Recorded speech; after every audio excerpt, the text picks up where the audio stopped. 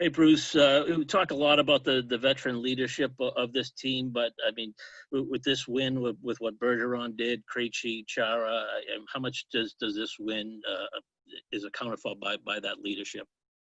Yeah, I mean, they know what's at stake. I mean, I think they've been around long enough to know that when you get a chance to close out a team, you have to take advantage of it. Not that by any means, Steve, this was our best game. I thought Carolina had some tough luck around the net. They came ready to play. They were better than us early on, but we found our game. Our special teams came through for us, which, has been a strength of ours all year. And tonight we needed it, and it showed. And Yarrow, he was terrific, tracking pucks, making the saves when we needed them, and really looked comfortable in the net tonight. So another veteran guy that, didn't get rattled and helped us kind of get through the tough times. So credit to those guys for sure. Yes, you're 100% right. Kevin Dupont, Boston Globe. Bruce, what did you like best about your team over these 5 games? And we don't know your opponent here in the next round, but how would they project? How do you think that would project here against Tampa or Philly? Well, I mean, I liked our special teams, Kevin. Our power play eventually found its way. We haven't practiced it a lot. But the guys have played together. We made some tweaks on it, obviously, putting Krejci even with past the line on the first one, moving Marsh in front. So kind of really loading up the first group. Penalty kill was excellent. Tonight, I thought we were a little too lax at our blue line, allowing them to gain entry. But in zone, we're better with the clears. Shooting lanes were good. We blocked shots when we needed to. So, that I love that part tonight and pretty much for the whole series. I think we had the advantage in that area, and especially right now, we're not getting the 5-on-5 scoring we need on a regular basis. So you got to find ways to win, and I guess that's probably the best way to put it. We found ways to win, probably different ways each game, different people in the lineup, different goaltenders playing.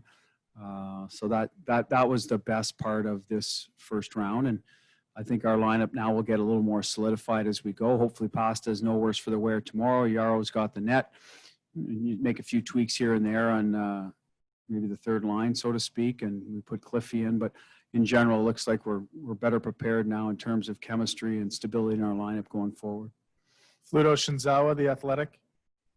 Bruce, with David Pastrnak in on the power play, you could have gone back to your old group. Why did you feel it was important to keep Krejci on that first group? Well, he's playing really well, really motivated. He's making good plays. And I think, having discussions with him and Marsh about, Krejci likes that elbow where Past is, so you got to put him on the other one. It's a different look for him.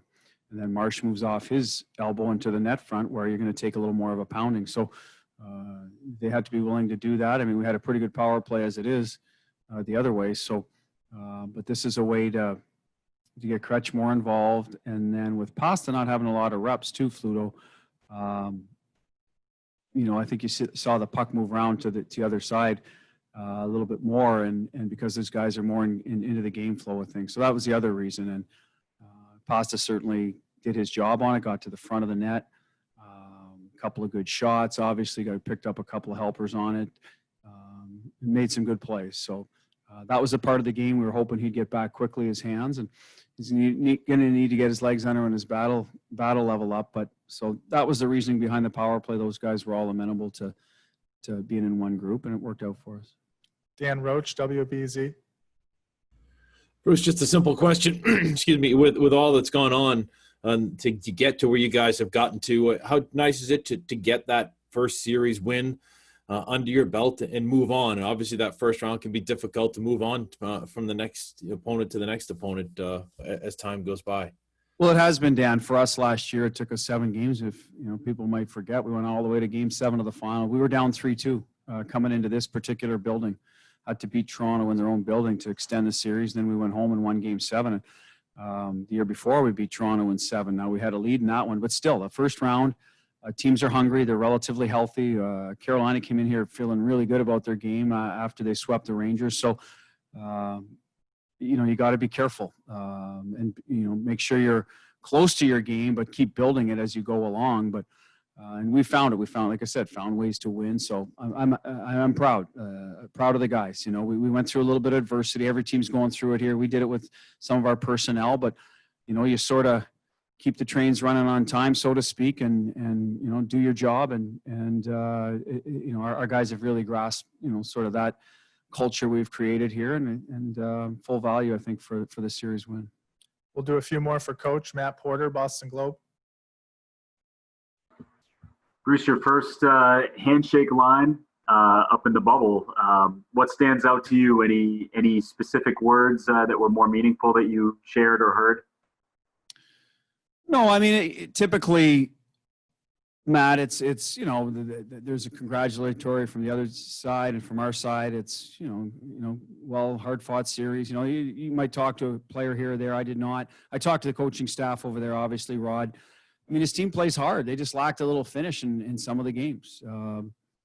But certainly wasn't for a lack of effort. Game 4, we took it to them in the third period, but other than that, it's a pretty even series. I thought game 1 we were full value for the win, but it's double overtime and go either way. So that was it. I know we're maybe not supposed to shake hands. I wasn't sure how that would all play out going into it, but I mean, let's face it, we're all getting tested every day here. So I believe we're all